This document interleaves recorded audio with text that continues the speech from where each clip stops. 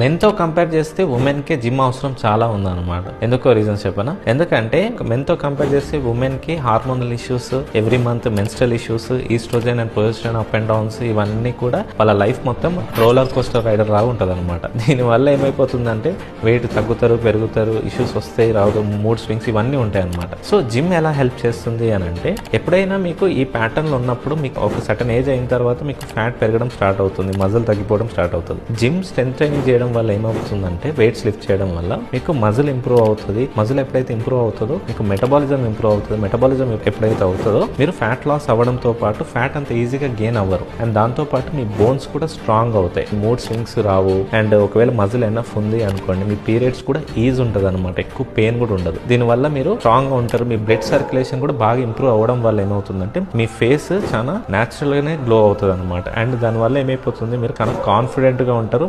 మీరు చేసే